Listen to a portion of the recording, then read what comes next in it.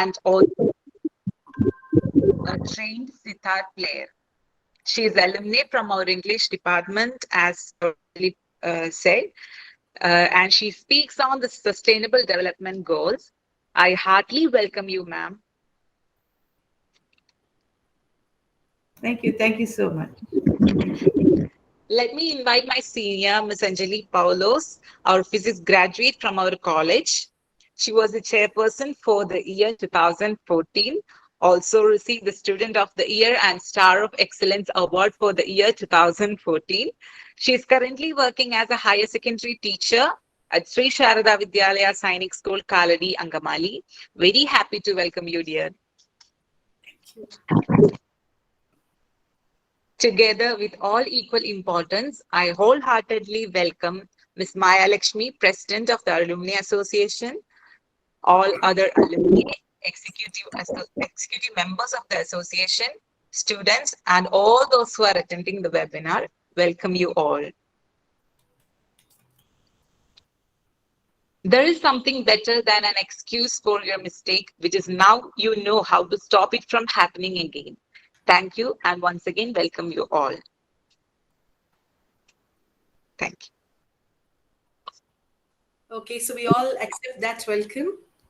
Next, I call upon a loving and caring, at the same time intelligent and a computer wizard, Dr. Sister Blessy, Vice Principal of a St. Joseph's College, for the presidential address. Thank you, Anjali, for your having words. Yeah, I am really proud of seeing you since you are my student. After a long time, I'm seeing you. Okay. Anyway, come to the presidential address. Distinguished resource persons of the day, Ms. Sujitha Sekharan, Dr. Sister Floweret, our beloved Vice Principal, Dr. Sister Rose Bastin, Self-Financing Course Coordinator, and Ms. Maya Rashmi, our Alumni Association President, Ms. Sumina, and all alumni, and my dear students. Good morning to one and all, and wish you and your family a very happy Diwali. May the God Almighty, who is the real light of the world, bring brightness, success, good health, and joy to all of you. It is indeed a pleasure and privilege to preside over the international webinar on Sustainable Development Goals, organized by the Alumni Association of St. Joseph's College, Irinyalukuda, in connection with the celebration of United Nations Day. Sustainable Development Goals, SDGs, are adopted by all United Nations member states in 2015 to end poverty and reduce inequality and build more peaceful, prosperous societies by 2030. Also known as the global goals, the SDGs are called to action to create a world where no one is left behind. It is very much important for everyone to be informed and reminded about this concept. I am very proud that the resource person of the day is an alumni of our institution. Sujitha Sekharan was our student of 81-84 batch. She worked around the globe in various nations, including Bhutan, Afghanistan, South Sudan, and many more countries. She is a gold medalist for BA, MA, and MPhil, and is the top student award winner in journalism from New Delhi. We are very proud of you to have you here, Sujitha, along with us today. You are inspiration and role model for every Josephite. You are yet another example of the successful individuals who are from St. Joseph's College, Irinyalukuda. Thank you for sparing your valuable time in order to join with us today. Wish you all the best, Sujitha. I express my sincere appreciation and gratitude to the Alumni Association of St. Joseph's College for conducting this program. The dedication, hard work, and goodwill undertaken by the members can be thanked enough. They always provide these institutions with ample academic, non-academic, and moral support at the right time of the need.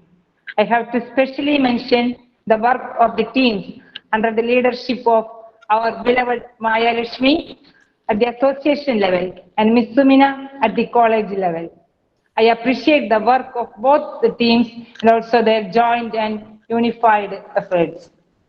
Let me congratulate both Anjalis, who are my favorite students, Anjali Paulos and Anjali from Chemistry Department, for organizing and doing the all leadership for conducting this seminar. Dear students, I hope this will be very fruitful session for all of you. Let me congratulate everyone and wish you, Ms. Sujitha, all the best. Let me conclude, wish you all the best and have a nice day. Thank you.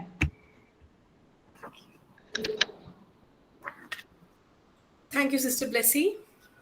Now comes the time for which we were eagerly waiting. I call upon Miss Sujitha Sekharan, Chief Guest of the Day, who has served for various nations by working with UN for many years. She has always dedicated her life for the upliftment and empowerment of the local community, especially women's.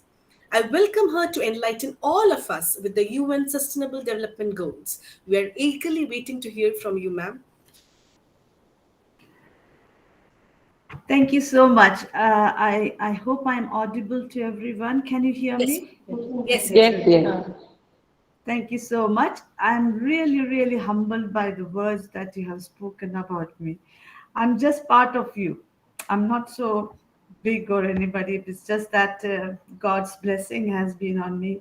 He has been very, very kind to me. So I would like that with the prayer that we had, I really want to invoke God once again for having blessed me in this life. So before I start, I would like to honor all the guests present today morning.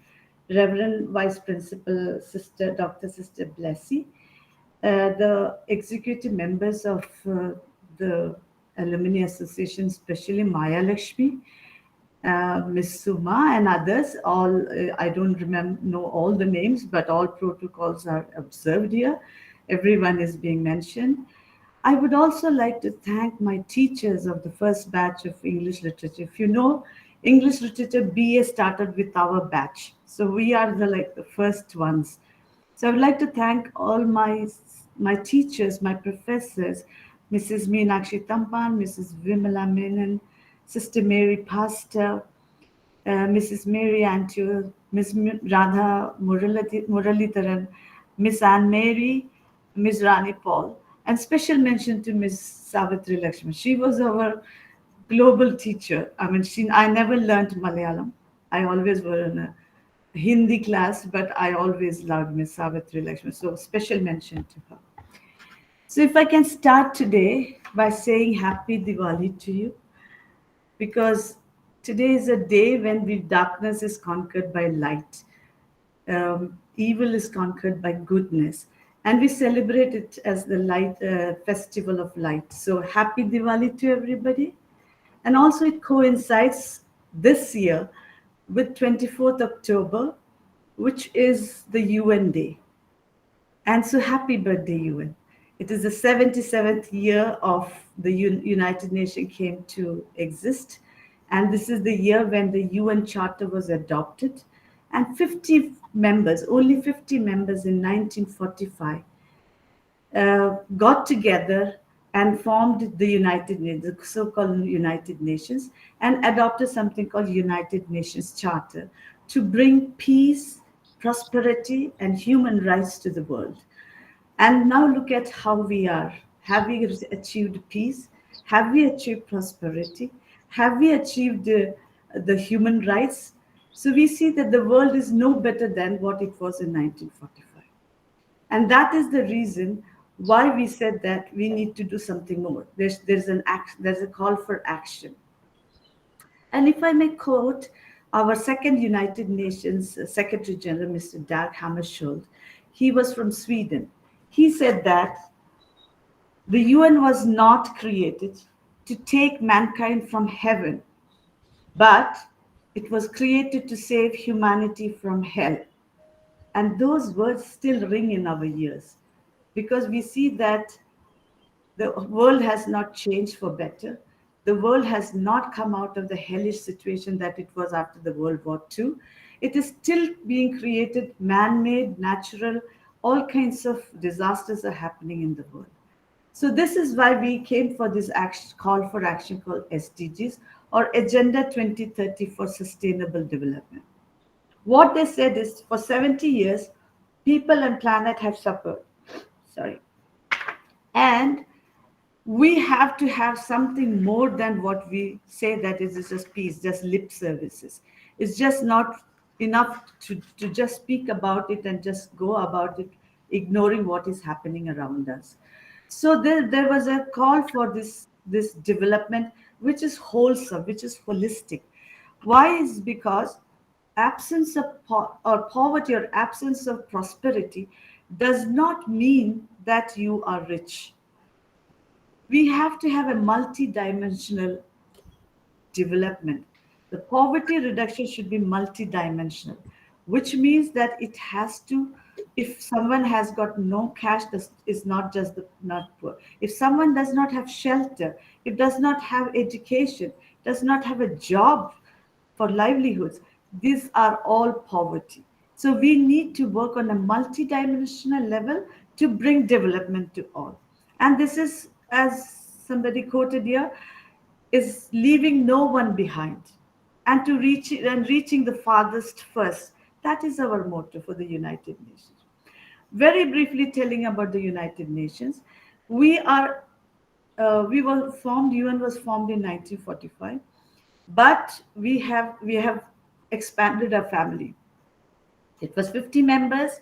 Now it is 193 members. We have 195 sovereigns, not sovereigns, in 193 sovereign states, and two states are considered as non-state members, which is called the Holy See, the Vatican City, as well as the Palestine, state of Palestine. These are non-state observer members of the United Nations. So we have 193 states and two states as non-state observer.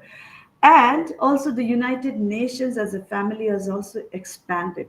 We have more than 35 agencies. We have four organs. We have General Assembly, Trusteeship Council, we have Security Council, we have ECOSAC. So, but then besides that, we also have other agencies like you may have heard about UNICEF, and with COVID pandemic, you have heard about WHO. But there are many other agencies who are specifically mandated to work on the sustainable development. We have United Nations World Food Program. We have United Nations Women. We have United Nations UN Habitat. We have UNOPS. We have UN Women. We have UN AIDS. We have International Monetary International Organization for Migration. Uh, and we have something called UNDP, where I am working. UNDP stands for United Nations Development Program. So in our name, in our agency name itself, there is this word called development. So development is our mandate. My agency leads the sustainable development goals. My organization, or don't call it organization, we call it agency, leads the development agenda for the United Nations. And the sustainable development goals is one of them. We have other development program, but this is one of them that we lead into. Talking about sustainable development goals, we have 17 goals to achieve. And these goals are mandated to bring this multidimensional development on all around or holistically. So if I can just list them out, which I don't remember by heart, but I can just tell you, it starts with no poverty. So absence of poverty is development, and it should be inclusive. We should not leave anyone behind. We have zero hunger, which means no one should go hungry. No one should sleep hungry. No hunger, zero hunger. We have good health and well being. So, for health, after the pandemic, we know how important good health is for our well being. And we all know that how much we have suffered in the past 2 3 years having bad health condition, and it is all man-made. It is not natural. We never had it all these years. We have it now. It's all man-made. We have quality education. and it should be inclusive. The poorest of the poor should get good quality education. So all governments should work for it. We have clean water and sanitation, which should be one primary thing to leading to good health and well-being.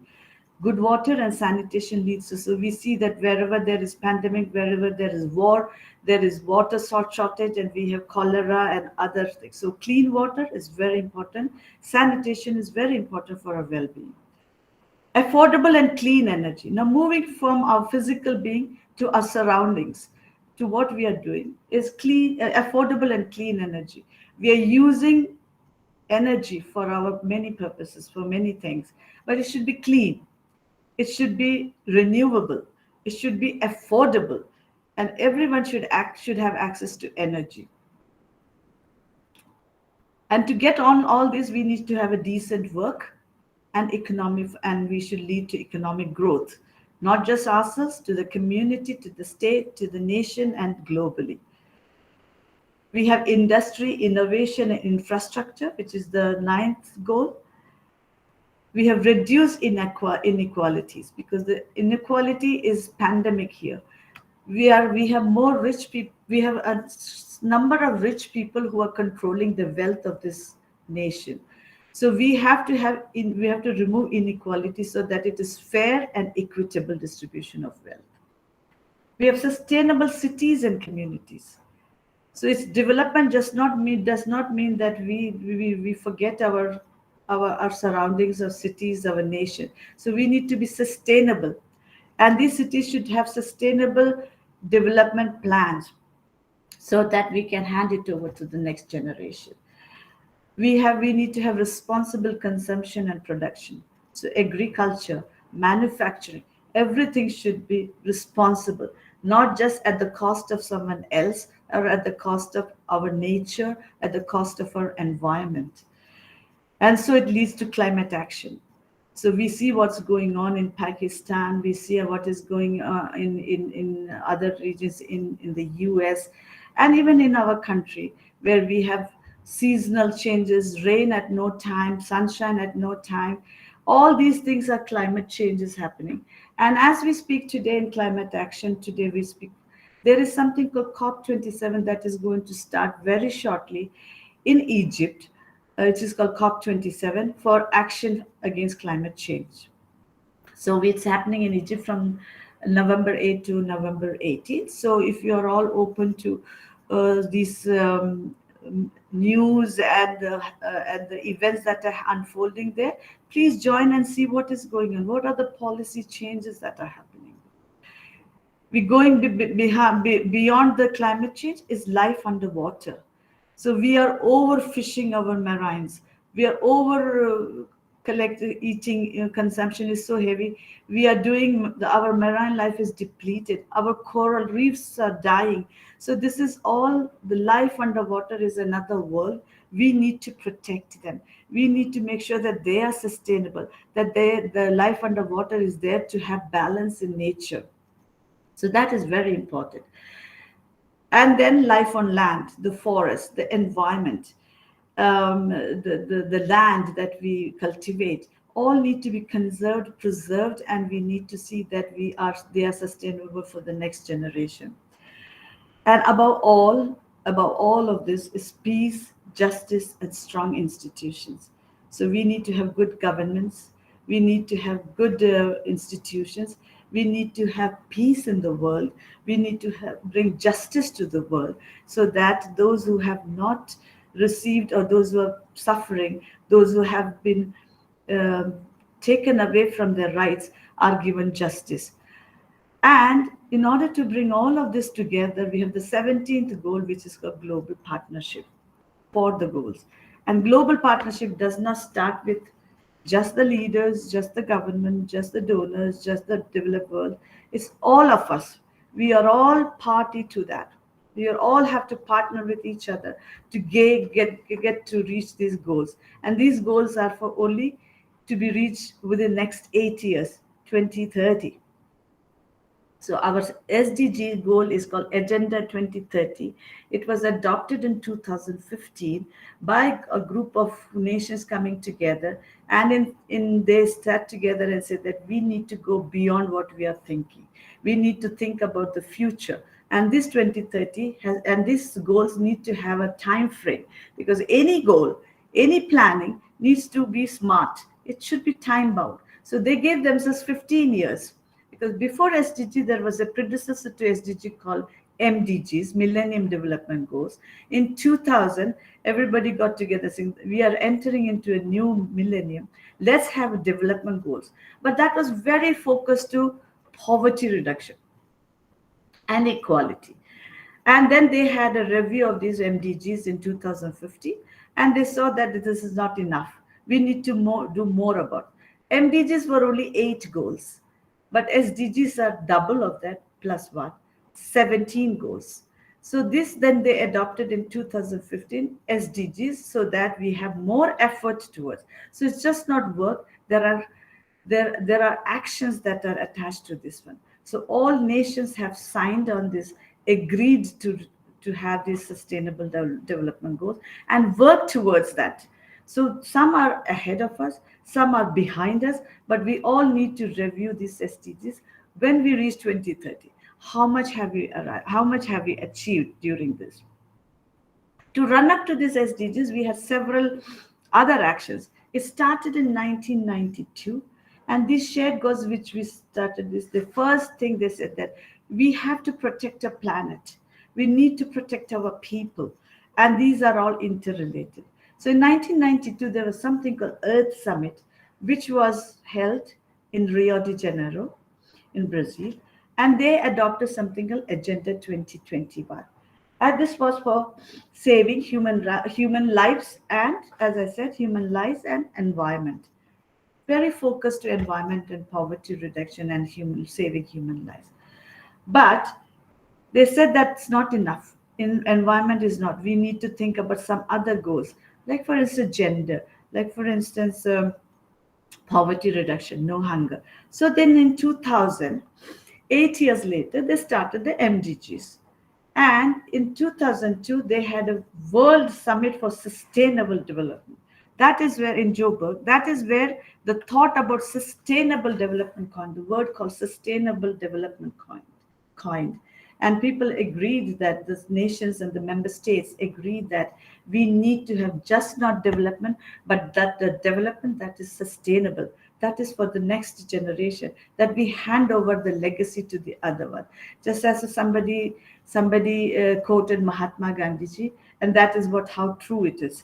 Those words are how true today when we are talking about development in a sustainable manner. In 2012, they had something called Rio Plus 20. After 1992, 20 years later, they've come again, and that was called the UN Conference for Sustainable Development. What is the future that we want? What are the development agenda that we need? What are the goals that we need to achieve? And who should be in that? So we used to talk about only a few nations, member states, etc. But there are groups of people, the groups of states, the groups of countries that are deprived of this sustainable development. And one of them is called small island states. And the small islands are small, tiny islands, but they are states. Like, for instance, Fiji, like, for instance, Mauritius and Seychelles, like, for instance, Maldives. These are small states. They need to also have development as we have like big nations like China, India, Russia, European nations, and US and other nations. This is existential question for the small island states also. So then in this, when they said sustainable development, they said we need to include development for the small states also. So the SIDS, this word called SIDS came, small island development states came about. They are also party to the sustainable development. They all also contribute to the SDG goals. And then we thought about the funding and financing, how these development goals are going to be achieved. Who is going to give the money? There are poor nations and there are rich nations.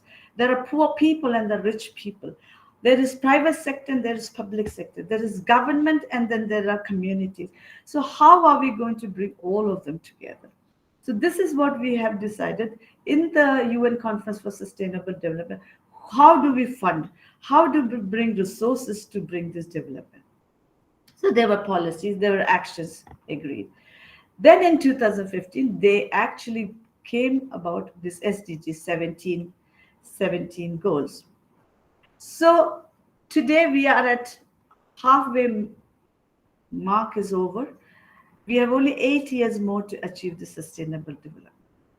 I will also talk about how our India is doing in general and how our state, Kerala state, is doing towards this SDGs. India is a big nation, and within India, it's a world itself. We have smaller, not so developed states. We have developing states, meaning here the state I meaning is the province or the governorate, not the state, not the member state, not the nation. But within our India also there are poorer developing provinces, and there are developed provinces like Kerala.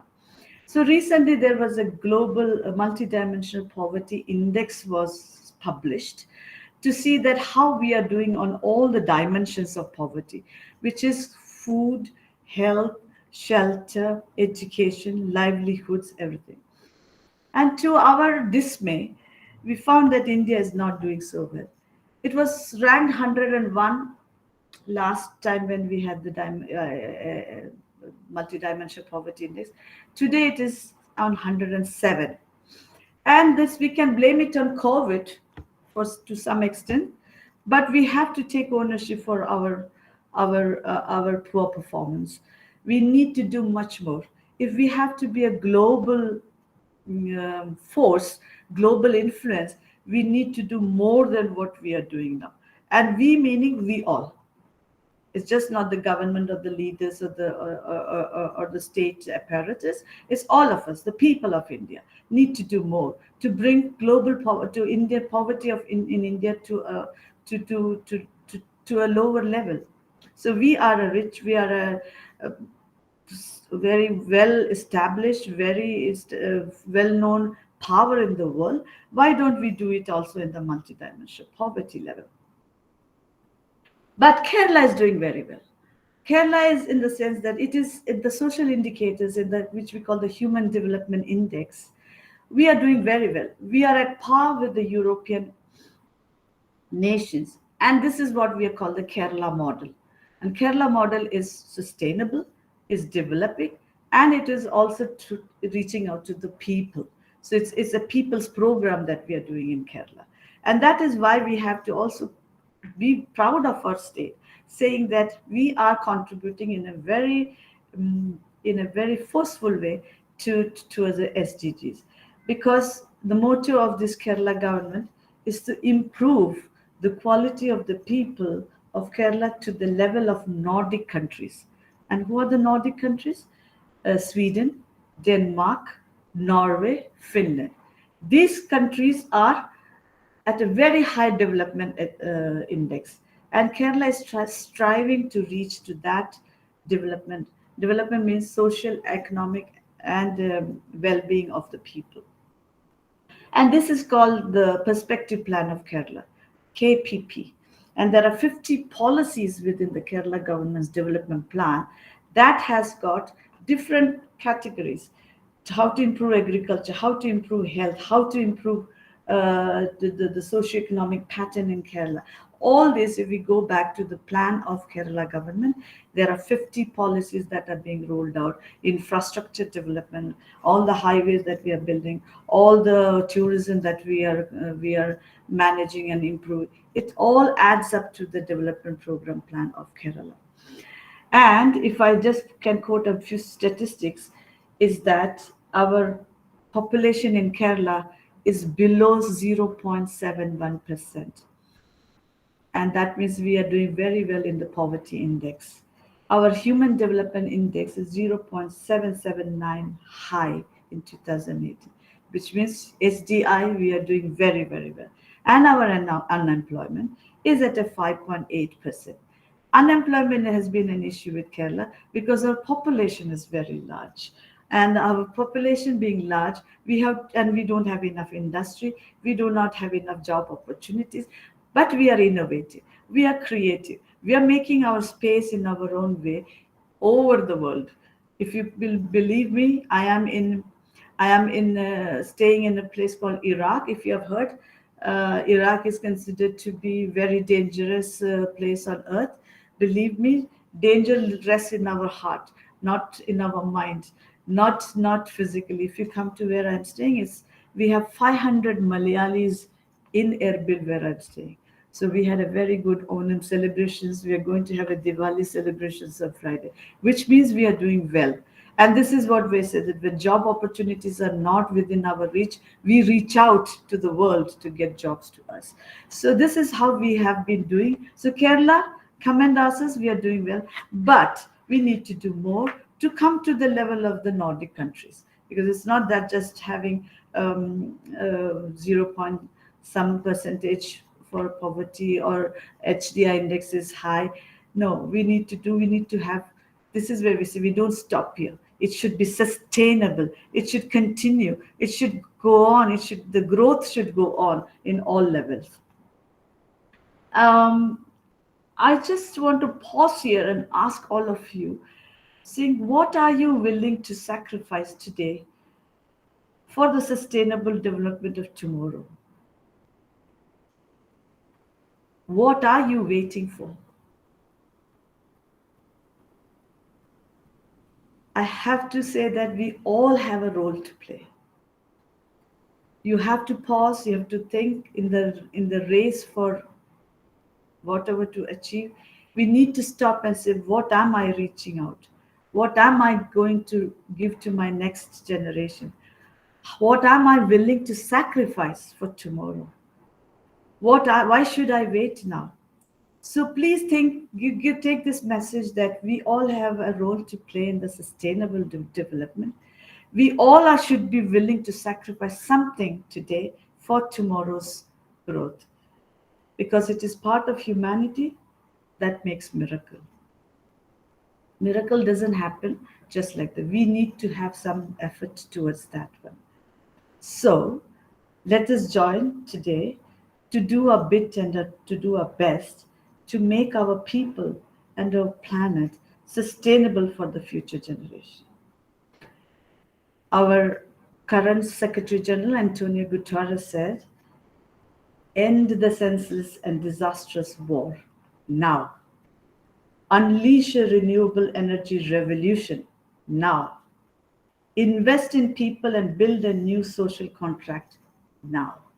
So let us join hands together to do something from our part for the sustainable development of our people and of our planet, and for the human rights of all those who are leaving no one behind, reaching the farthest first.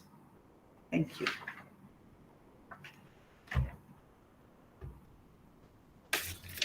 Yes, thank you, ma'am. That was an eye opening talk. If Greta Thunberg, a social activist of Sweden at the age of 15, can say Friday for futures, then surely we Josephites will be also there with you, with the UN, to save people from the future calamities. We can do for hunger, as you said. We can eradicate hunger by giving 1 day meal to one hunger person. Now, if anyone from our audience wants to interact with our chief guest, can do so now. You just need to switch on your mic and ask your questions to our keynote speaker. Yes, is there anyone?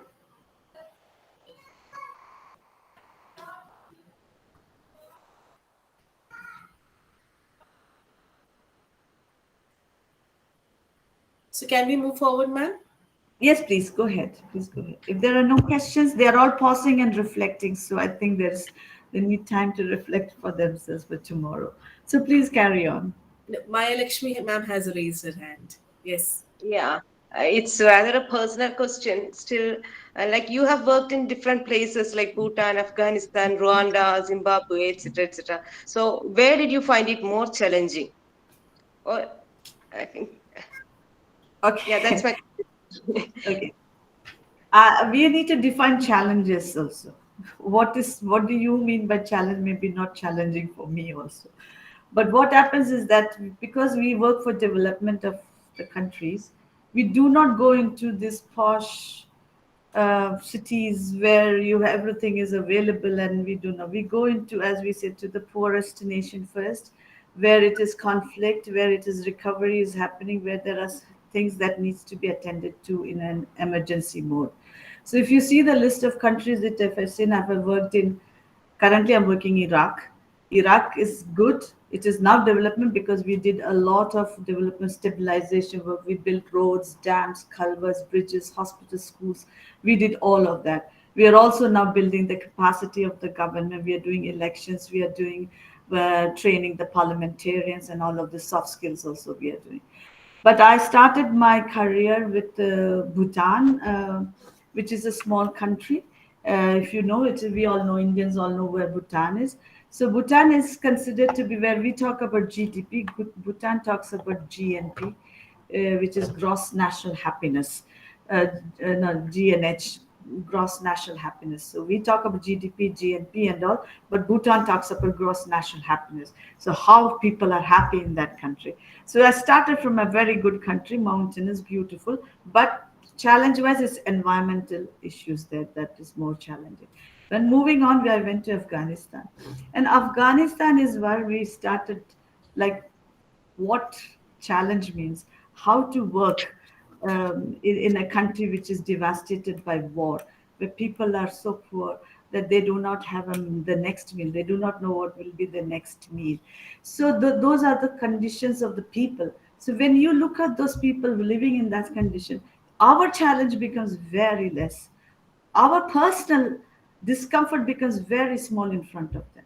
So then we move on to, it becomes a passion, it becomes a craze for us to work in these kind of nations, so that we can do much more than what we. So media doesn't cover, media covers there is a bombing or there is something. Media doesn't cover the human stories, people how they are struggling. Moving from Afghanistan, I went to Rwanda, which is a nice country, very developed country, small African country, but things are beautiful there. Moving on, I went to South Sudan, then Somalia, then I went to Bangladesh, I went to Zimbabwe, I went to, so it's a mix of countries that I worked, but all driving towards working for the people, working for the country, with the government, building the capacity of the government staff and institutions. So personal challenges very difficult. Yes, if we there are staff who stayed in tent. I was offered a tent to stay in South Sudan, but somebody exchanged me for a concrete room. So every day I get up in the morning, look at him in the tent, and I am in a nice room. I feel very sad that I had to exchange. So somebody sacrificed for me. So my personal challenges become very minimal when I look around, and it becomes a kind of a passion to just be there. So we look for, like, okay, we need to go to Iraq. But I it's an eye opener. I came to Iraq, I thought Iraq will be totally devastated and bad condition, but it is not. The development is catching up very pretty fast here. So that is what I mean by challenge, meaning challenge to do more for the people. That's what we do.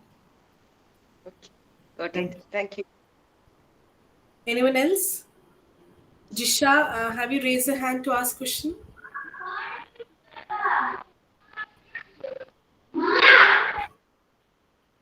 No.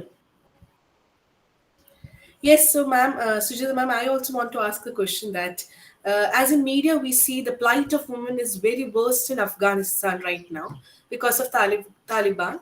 So, is it true, as we see in media? Is it the plight of women is very worst in that country, or is there It any is. other place more worse than that? Well, we can't do a survey about the plight of women or how they live, but Afghanistan being a very traditional conservative country, we, UN family, had done a lot to bring women empowerment there, to raise the level of education, access to all the the access to services for women, bringing them to they were elected for the parliament, and they were parliamentarians who were women. Education was promoted, schools were open, school particularly for female. They had done programs from World Food Program, UNICEF had all done a good job in Afghanistan. Unfortunately, that country was overturned by the rule of Taliban, and Taliban being very extremist, having extremist mindset. They believe in a very orthodox, conventional way where women is only an object of reproduction, and no other role is given to women.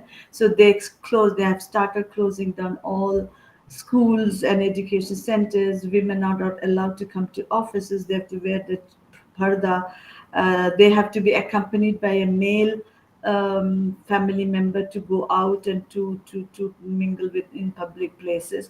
All these kind of pre which is not Islam, by the way, which is not real Islam. Islam is a very broad religion which gives more power and respect to women. Throughout our history, we have seen in the history of Islamic world how women were treated so equally and so fairly. But they have taken a step behind to prehistoric era and have put women into kind of cages, and they are not allowing women in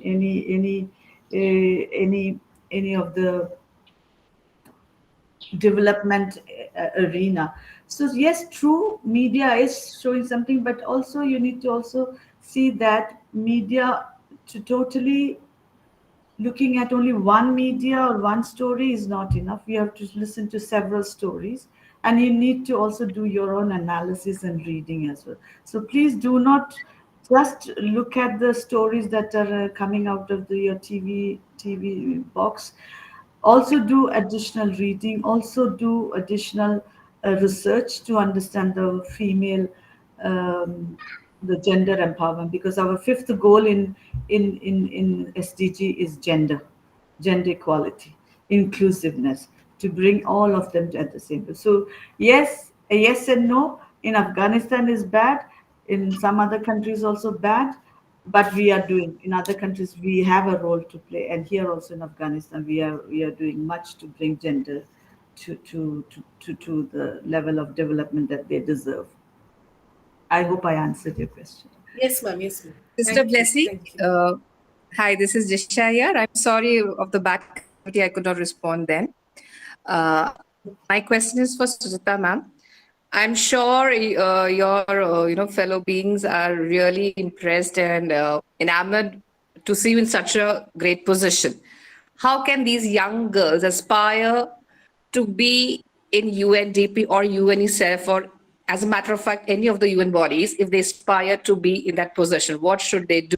Should these young ladies do to be in a position equal to yours? What should we do? Thank you so much. It's a very good question, because I consider myself as an uh, accidental UN, because I just stumbled upon you to be a UN. When I was a student in St. Joseph's College, I never thought that I would be one day working for the UN. I heard about the UN, I heard about so many things happening, but I really never went.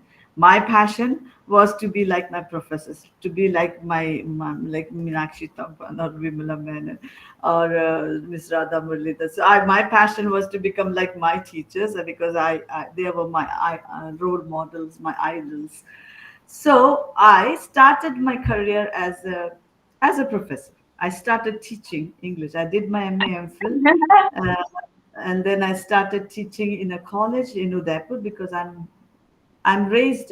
lived in Rajasthan most of my life. I came only to do my education in Kerala, to get the Kerala culture and to behave like a Malayali.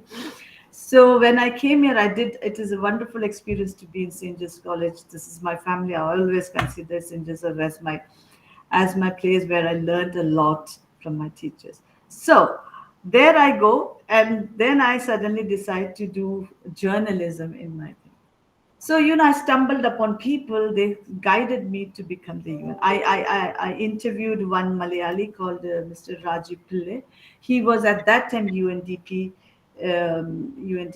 staff, very senior staff. So I had to interview him for a thing. So what I'm saying that there was no one to guide me to go to the UN. We just came to know, understand, and learn. But now, and because we were limited, we having limited information, access to information those days. Is the newspaper or is the radio? We even never had TV. But this is not the case now. The information technology has exponentially grown, but some of them make use of it, some of them don't make use. If you look at today's youth, they're less informed with all this information technology. They're less informed than what it was 50 years ago. Talk to your grandparents. They know most of it. Talk to your grandparents about the League of Nations and the United Nations. They will give you more information because they were listening, their eyes were, they were looking for information. Now we have a lot of information, but we are not making good use of it. So for my advice to the young generation is to develop yourself, grow have your children, your children's children will, or those education center like St. Joseph's College should impart just not the syllabus, should also make their minds open to information, to knowledge, to understand about the world. I personally, I have this opinion because our office also employ a lot of young people like interns, and we have interns coming from European nations. So what we are doing is we are making them, training them, we are mentoring them, but they are so knowledgeable because they use the access to information technology for their growth, for their personal growth, not for their, not to spend time looking for more. I'm not saying you should not look, I'm not saying, but use your, please educate your children to have knowledge. And then if they come to get into United Nations, I always call United Nations should be the last stop in your journey.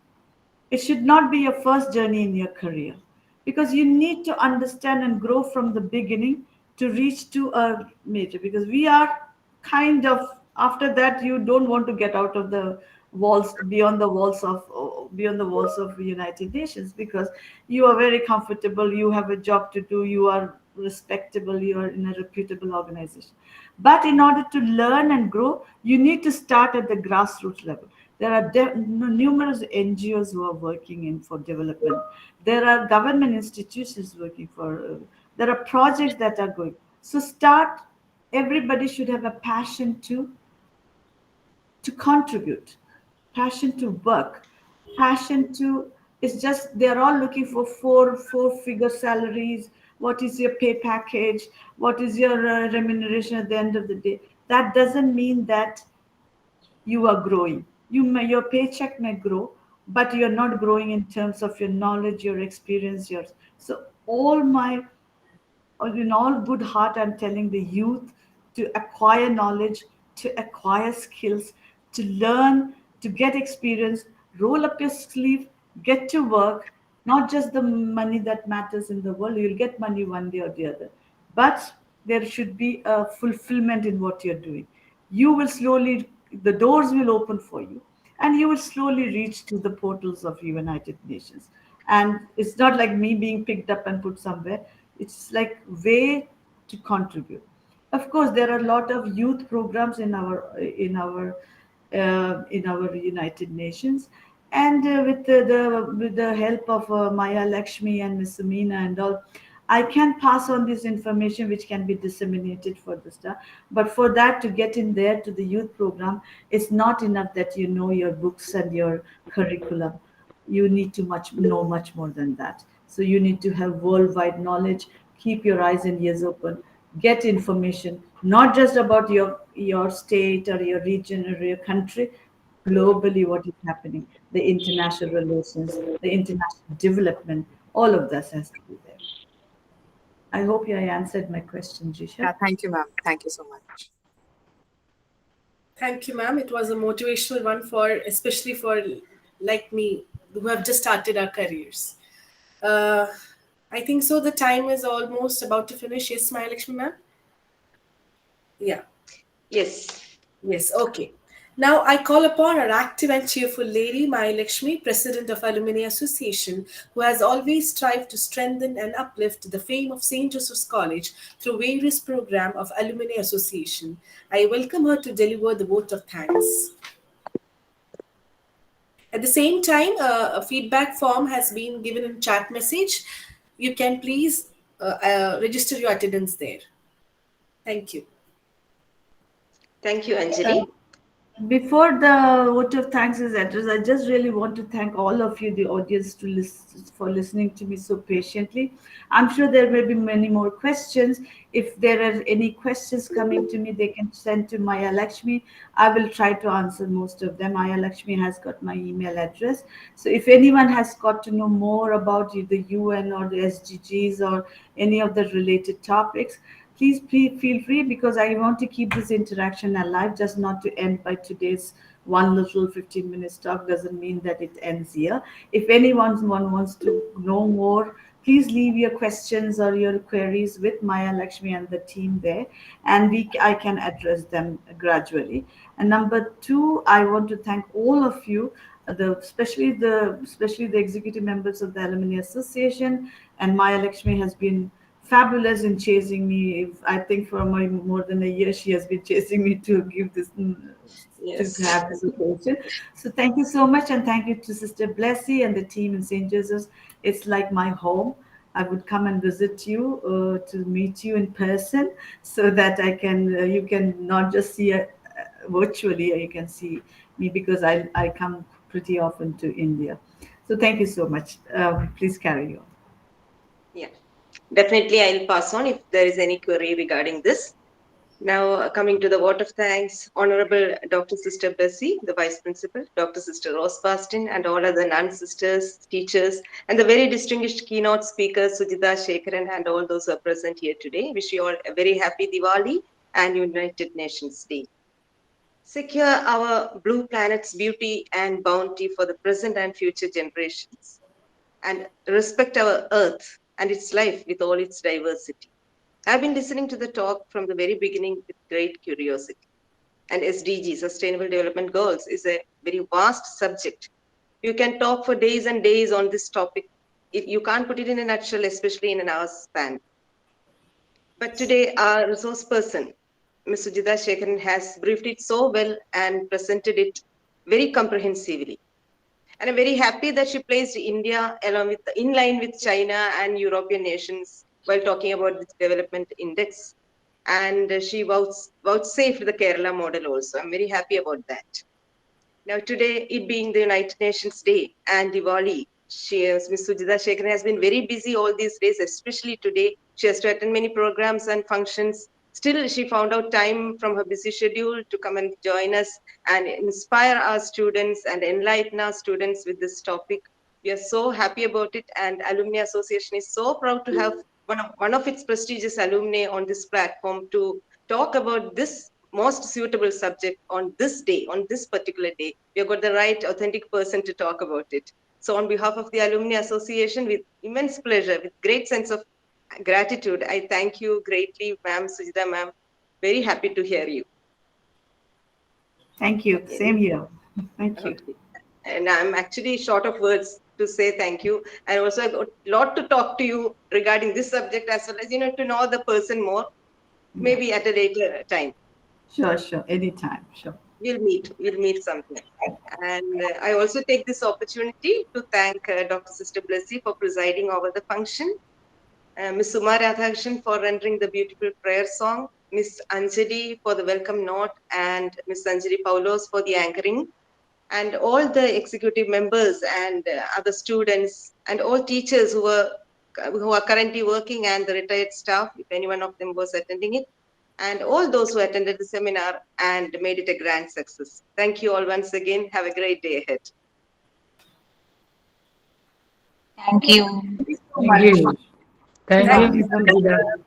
Thank you, Miss. So we have come to an end of the session. I want to thank you all for the memorable gathering that we had. Let's don't forget the words of Paul McCartney. There must be a better way to make the things we want, a way that doesn't spoil the sky or the rain or the land. So with this note, we end up our session, wishing you all a nice and blissful day. This is Anjali signing off. Meet you in the next interactive session. Bye. Thank you. Bye. Have a good day. Bye. Have a good day. Thank you. Thank you, Sujitha. Special greetings from Sister Raisa, our principal. She's not here. She's at Goa. Thank you so much. Please convey my regards to her. Thank you. Thank you, Sujitha ma'am. Thank you so much. Thank you, Samina. Thank you so much. She has been another inspiration for me, Samina. Thank you so much. Bye bye. Thank you. Bye bye. Thank you, ma'am.